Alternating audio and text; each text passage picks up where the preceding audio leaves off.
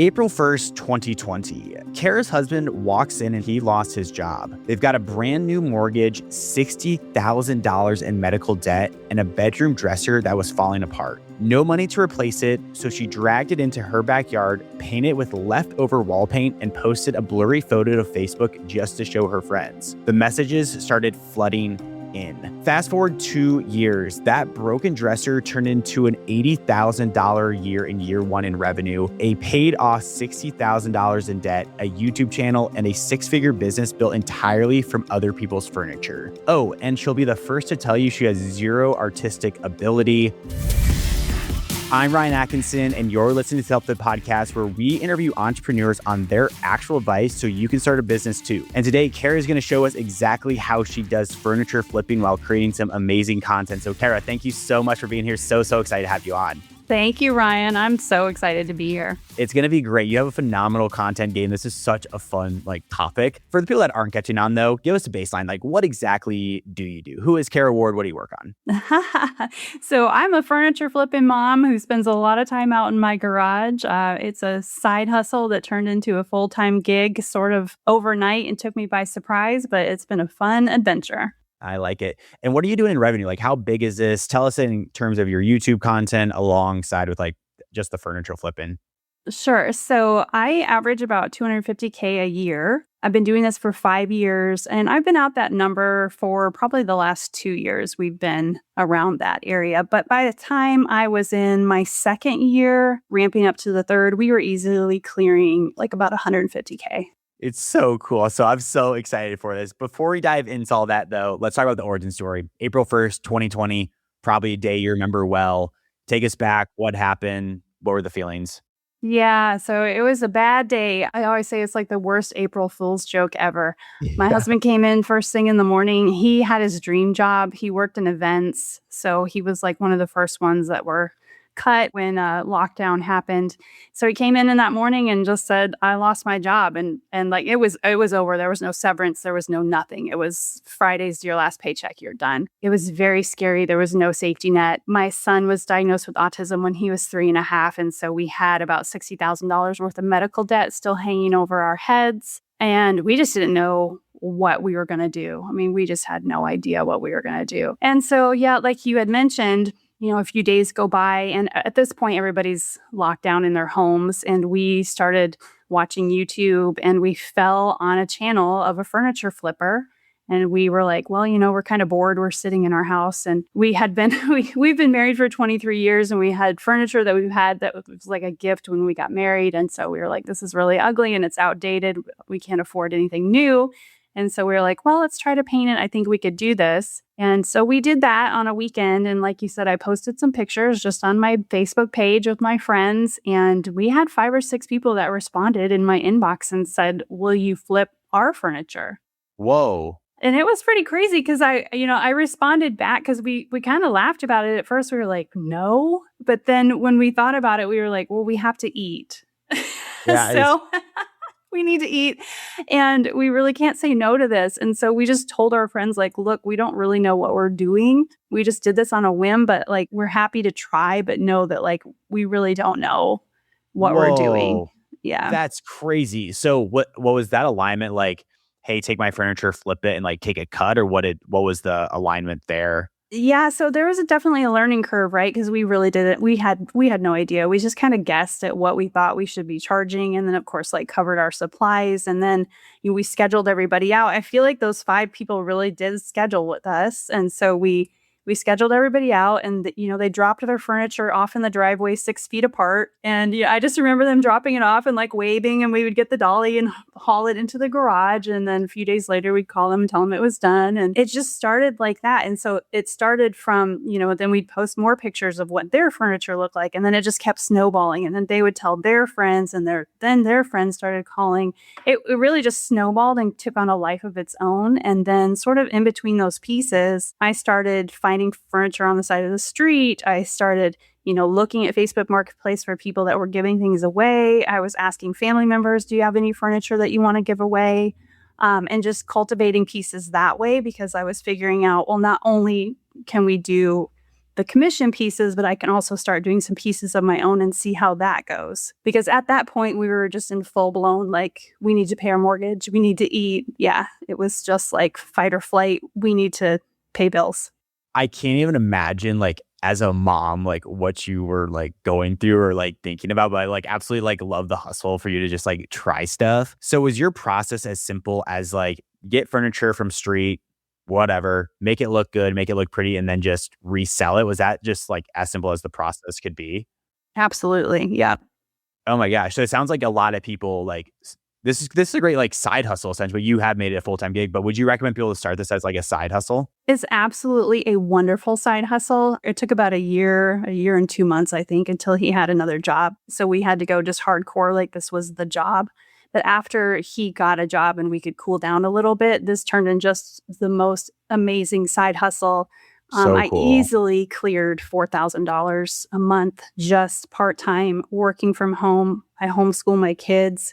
It allowed me so much freedom to just be here and be with them. At the point, we weren't in that like full-on hustle mode. So it easily brings in a really good salary without having to do a 9-to-5 job. Kara, I'm sure you've heard this a lot, but you are a phenomenal mom. I respect the heck out of this. What did the hustle What did the hustle like look like though? Was it like, were you doing this 10 hours a day, or like take me back to like those early days when you're doing 4,000 a month? It was rough. I mean, during the height of it, we had to flip about 4 to 5 pieces a week. That's a lot of pieces of furniture to flip a week. I don't know, looking back now, how we kept up with that pace. I think it was just pure adrenaline, you know, like we talked about. We had to do it. Like, my husband and I are very big side hustlers. We've always had some sort of side hustle going on. And so when this emergency happened, we just kicked it into high gear. So I mean, yeah, that's a rough pace to go at, but like I said, we really didn't have a choice. And so we just went for it. So yeah, we worked around the clock, but it was also really nice sort of looking back. I mean, not the grind of it per se, but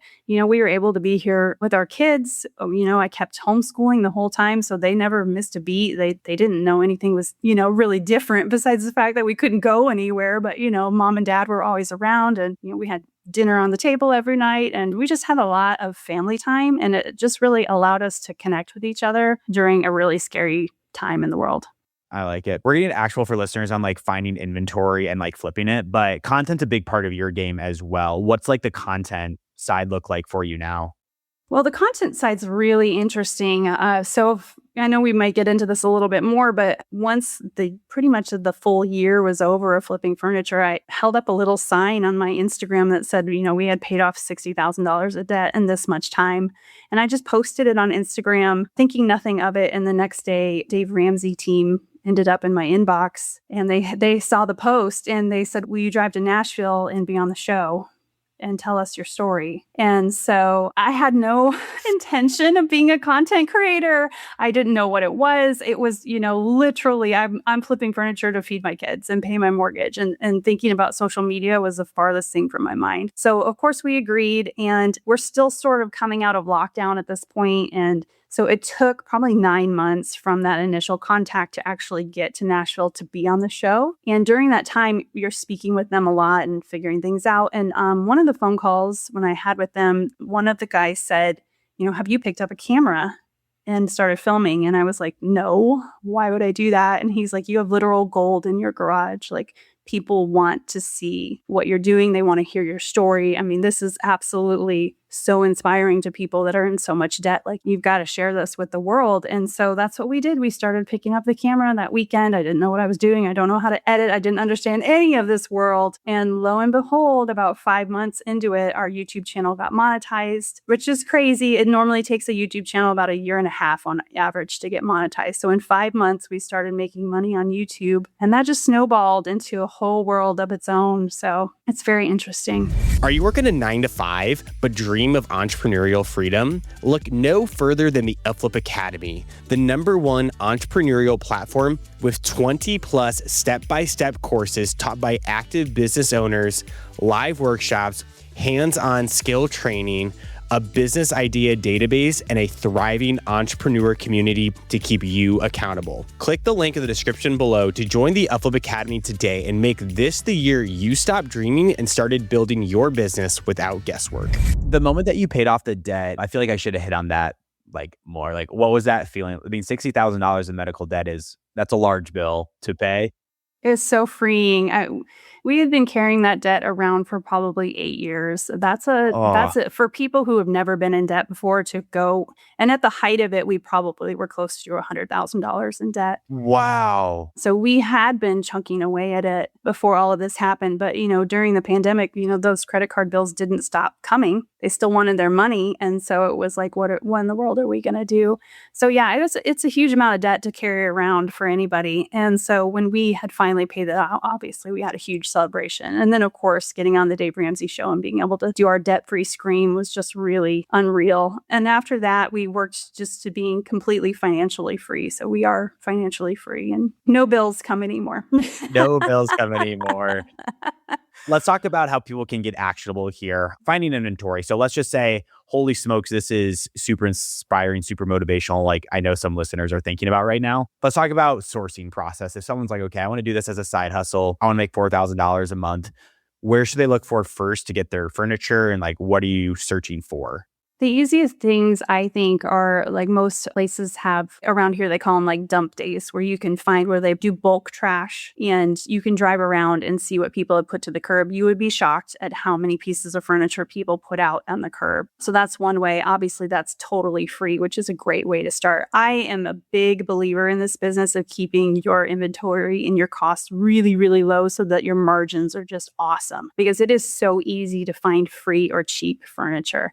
I hit up a lot of estate sales on the weekends. I love estate sales. Those work really well for me. Those have been really just my secret sauce because with the content creation part, there's so much involved in that it's easier for me to go to an estate sale, pick up 4 or 5 pieces right there. And that'll cover me for the entire month. So that's really nice to just have it all there and not be running around throughout the week. So that's a great tip. Obviously, there's Facebook Marketplace. When the big subdivisions have their big garage sales, that's another great thing to keep an eye on. Go hit up those big garage sales where, the big family garage sales, and there's a whole lot of people participating. You can get some great deals there too. And ask your friends if they're giving anything away. That's good. Okay, so let's just say you go to an estate sale. Let's just do that, for example. What like exact furniture pieces are you looking for, and do you avoid any furniture? Yes, absolutely. So the things you really want to avoid that don't sell well are things like, and you're going to be surprised, coffee tables are terrible to move. They're really hard to move. End tables are really hard to move. Pieces that look really, really dated that you don't know how to update, pass on those. Cedar chests, like just things that are really just scream older days. Bed frames are really hard to move. So things like that you want to pass on. Things that you want to look at picking up are dressers, media cabinets, things that have multi-purpose use. So dressers are great because they can be used in a variety of different functions, a bunch of different rooms. You can use a dresser as, a buffet, things like that. So it gives you a lot of different ways to sell it. So I always look for dressers. Nightstands are huge sellers in my market right now. So those are other things that I always pick up. I love, and my little insider tip just for you guys is I love to pick up China Hutches because they don't sell. I can pick up China Hutches all day for $5. $5. And what would you like resell a China Hutch for? I break them apart, I flip the bottom, and then I flip the top, and I can easily make $2,500 off of one $5 China Hutch. What? No way. Where's like the best place to get these at? Because I'm going to go do that like right after the podcast. And where do you sell them at? Yeah, where do you get them at and where do you sell them at then? Facebook Marketplace is where I sell everything. But I am really fortunate. I do live in Dallas. I have a huge market draw. I have a lot of people moving in on the daily. So I do have a lot of people, a lot of eyes looking at things. But yeah, estate sales is the number one place to get China Hutches. They typically don't sell. I just went to one last weekend where the China Hutch didn't sell and they're desperate to get it out of the house. So basically, sometimes they're just giving it away because if they don't, that means they have to call a dump truck or something like that to give it to you. And a lot of times, like the Goodwills and things like that have stopped taking China Hutches because nobody wants them. So the little estate sale gold right there is usually they can't get rid of them. One question I'm gonna push back on a little bit. So Goodwill's having a hard time selling them, so they won't take them. You're finding it for like $2,500. How do you do that then? Right. So like I said, so when I get a China Hutch, you're obviously buying both pieces, the top and the bottom. And that's what everybody's seeing And so that's what they don't want, because in our younger culture, you've got people that move around a lot. They live in apartments. A lot of people don't even register for China anymore. So they're not things that are desired at this point.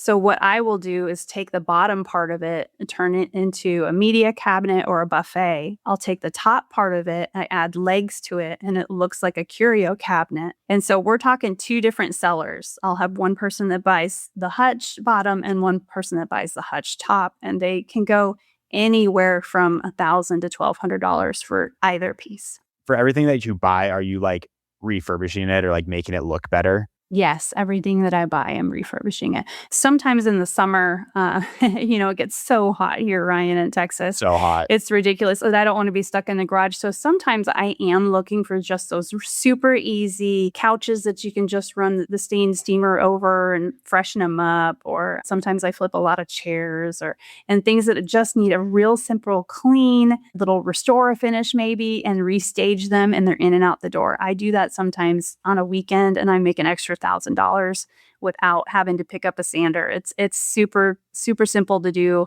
You just kind of need to know what your area is looking for. But that is a really, really fun thing to do. And also just a really great little side hustle. I mean, you're not going to make full-time income really doing that. But, I made an extra $1,000 and my husband and I went to Vegas. So it was like, What more do you need? those fun little things that you can do with this business. Yeah, that is fun. How do you know how to upgrade something? Because like if I saw a dresser, I'm a 27-year-old, 20, however old I am, like I would have no idea what to do. How do you know like how to like upgrade or like what to upgrade it for? You like changing the style of it or like what does it look like? Sometimes, I mean, now that I'm 6 years in, things are a little different. But when I started, it simply was get it home, get it painted, update it. And you're kind of you got to follow the trends a little bit. It will do you some good to go search on Pinterest and see what's trending, get a Pottery Barn catalog, flip through it, see what things look like right now. And so that's the gist of what I do is I just look for what is trending right now. What are people buying? I don't paint bold colors, that's going to sit for a while. You have a very specific audience for that. But, paint things black, tan, white. You usually can find a buyer all day long. Nice. That is great tip right there. Listeners, rewind that, double click that. That's really good. So it looks like you keep a total investment under 150 on pieces, or like what's your like the max you'll spend on like something? Talk to us about that breakdown. Oh man, I feel like I'm pretty cheap when it comes to that compared to my other furniture flipper friends. Good for you. Yeah, it's just is because of how we started. I started off with so much free stuff that it's kind of like, oh, you want how much for that? But then I remember my margins and I'm like, yeah, I think I'm going to be okay. I really don't like to spend more than $80 on a piece. Wow. Period. I really try to keep it at 50. I like a little challenge, as you might be able to tell. And so I love that. I love a good challenge in that. If I can get it for free, even better. I like to be somewhere in there. It is a rare day. And I mean, I could probably count it on one hand in 5 or 6 years that I spent more than $100 on a dresser. And that it's got to be real special for me to do that. It's got to be something that I know that I'm in the $1,200 range before I'm going to drop $100 on a dresser. What's your framework in your mind of like, how do you know this is going to sell for $1,200? It is a bit of experience. It's also, if I'm looking at a piece that has good bones, it's made out of solid wood. A really good example would be right now, anything with arches or cathedral looking details is really hot. The arch cabinets right now, I don't know if you've noticed, but arch cabinets are a big deal. I found a pair of them not too long ago. Again, they couldn't get rid of them. They looked pretty dated from just looking at them. They wanted like $10 a piece for them, and those easily were over $2,000 a piece to sell. So $4,000 on a $20 investment. So it's pretty crazy. Yeah, that is but it's crazy. Things like that. I mean, it does help to know what's trending, what people are buying. If you've got something with good bones that has a shape that looks like it's in style, you probably do pretty well. Where's the content coming into all this? Are you like filming yourself, like flipping this, designing this, or what's the content piece that has made your business like really take off? Still to this day, I still flip one piece of furniture a week on average. Sometimes I'll have to do more depending on the content schedule. But yeah, I film every single thing that I do in the garage for content. So it goes across YouTube, Instagram, TikTok, and Facebook. YouTube is pretty much the moneymaker. I've got my largest following on there, although Facebook is rivaling it. I'm close to 150,000 on YouTube right now. Amazing. So yeah, that's a big piece of the pie. YouTube is a great place to be if you've got content like this where people want to learn, be inspired, learn to pay off debt. I mean, it's over 80% of the US population carries a large amount of debt, which is a staggering number. And so I just like to bring a little bit of hope and let them know that there is something fun you can do to help chip away at that. You mentioned that you monetize in like 4.5 months, 5 months, whatever it is, when it typically takes people like a year and a half. Why do you think it took off so well? Like, what was the secret sauce into like people loving your content so much? Obviously, you're very likable, but like, what was the reason, the content piece? There were already a few other furniture flippers on YouTube. I mean, that's how I learned. The YouTuber I watched has been like my biggest inspiration by far. But I think I just sort of came at it from a different angle because it wasn't necessarily like, hey, let me teach you how to flip this. Ours was solely, this is our story. We're doing this because we are in so much debt. Like, join me on this journey as we tackle this. So then you get involved, not just, so you hook people from different angles, right? So not only do I have the people that want to learn how to flip furniture, but now I also have the people that are just invested in our story. You know, I want to see the underdog win. I probably will never pick up a paintbrush in my life, but I want to see if they're able to tackle this mountain. That's really interesting. So did you start the YouTube channel before the debt was paid off or after the debt was paid off? After, but I wove the story into it really, heavily. Got it. And then I'll go and I'll do it from a few different angles. So like this year, I'm saying, hey, I want a fully funded 401k by the end of the year. Let's see if I can do this. So right now, this year, I'm in the middle of showing them, this is how you're going to fund your 401k. This is how we're going to get to retirement, da, da, da, da, da. And so I talk about all that because obviously, we were in our 40s when this happened. And so having that much debt, we were already behind the 8 ball for retirement. So I just want to be encouraging to people who feel like, wow, I am so behind. I'm never going to get there. And I'm like, no, I'm here too. Let me show you how to do this. Let me show you how I'm going to do it. And, hopefully inspire you as well. Oh my gosh. I love that like literally so much. How do you think about like a flip now? Do you think about it, hey, this is a good product I'm going to buy and sell? Or is it, oh, this is going to make a cool video? I'd be curious that. It's a little bit of both, honestly. I do have to look at the video aspect more than I ever did before. So that is a big portion of it. I want something that looks good on the thumbnail, that people are interested in. I mean, the China Hutch Gold that I just shared a little bit ago, that one went viral about a month ago now. It's got close to 1 million views on that video. It's pretty crazy. So people like pieces like that look really interesting. Like, well, how is she going to fix that? So there is that angle to it now that I didn't have to worry about before or never thought about before. But yeah. Amazing. Is it like so fun to like look back on, you paid off the debt. We've talked about that. I mean, you're like a full blown like YouTube production now. Did you like ever think you were going to be doing something like this? That is so crazy. No, it's crazy. I mean, my background is the business side of medical. I used to help doctors like start their practices and things like that. So this is the social media content. I mean, this is so far out of left field. It's shocking. Yeah, but you've done such a great job with it, which is so cool. But let's go to our last question before Fan Blitz here. So let's just say someone's watching this with $100, a garage, and a phone. What should be their next best move to get started in a business like this? Absolutely. Number one thing I would do is ask your friends if they have any pieces they're getting rid of, or go hit up a garage sale day. So you can find something fairly cheap because you're going to want to save that other $50 to go buy yourself a really good sander from Lowe's or Home Depot. Just something that's in that $50 to $60 price range. They're out there and they work really well. They're going to last you a long time. But that's pretty much the only tool that you're going to need for this business is you need a really good sander. It'll save you a lot of time. And you need a cheap piece of furniture to start with and just go for it. Should they start at the dresser? Yes, they should absolutely start with a dresser. I mean, if you want to just learn to kind of test your skills, that's when I tell people to go buy the coffee tables and the end tables, because again, you can find those at Goodwill for $5 or $10 really easily. So if you want to learn, how to lay paint properly, or you want to test that sander a little bit before you put it on the dresser, then go do that. They're great to test things on, but if you're going to turn around and sell it, don't be discouraged if you only get $75. I mean, that's so $5.75, I guess, not including it. It's pretty good. It's not terrible. Yeah, it's not bad. But Cool. This has been amazing. Let's jump into our Fan Blitz questions. And listeners, if you want to join in on world-class entrepreneurs, email us at podcast@upflip.com. We'll get your questions answered there. Okay, ready for our last 5 here? I'm ready. Favorite place to find furniture? Facebook Marketplace, estate sales, or the curb? Estate sales. Best flip you've ever done? What did you pay for it and what did you sell it for? Oh, best flip I've ever done was I had 2 nightstands with a matching dresser. I bought them for $50. They're from 1970 exactly. They were so gorgeous. I flipped the dresser. I sold that for $1,200. They came to pick it up and they saw the nightstands, which weren't done yet. And they said, you know what? We want those too. And it was almost a $3,000 sale by the end of the day. No way. Yeah, it was awesome. That is so awesome. For $50. That's so awesome. All right. I think I know your answer to this. What's one tool you could not live without in the garage? Oh, my sander. Yeah. That's what I thought it was. Pottery Barn or IKEA, whose look sells faster right now? Oh, Pottery Barn, 100%.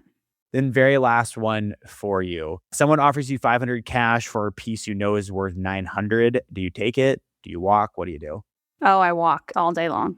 Well, this has been amazing. So good. Ton of actual advice here. Someone's like, I need to learn more from her and connect with her. Where can they do so at? Sure. So the number one place would be YouTube. My channel name is Lemons to Lemonade Home. And then the second best thing, I do have a blog called Lemons to Lemonade Furniture. And for those that are interested in how to sell for these prices, I do have an ebook that actually launches next week. So if you go to the website and there's a little pop-up that comes up to be in the know when that book launches, that's what you're going to want to do. There's going to be a lot of nuggets in there, just like I shared with the China Hutches, and to help you sell your furniture for top dollar. Everyone, that was an amazing episode. 3 quick takeaways for you. If you guys are looking to repaint, paint in black, white, tan, something that is modern. Number 2, look at Pottery Barn. These are going to be some of the most up-to-date designs that are selling well. Number 3, I think this is a phenomenal side hustle for anyone to get started. And she describes it pretty perfectly with like all the debt she had, how she paid it off, doing $4,000 a month just to start. So absolutely love this side hustle. If you are enjoying this podcast, please give us a 5-star rating wherever you get your podcast. It helps it get more amazing entrepreneurs onto the show. We will see you next Monday. Kara, you're the best. Thank you so much for your time today. Thank you so much. This was great.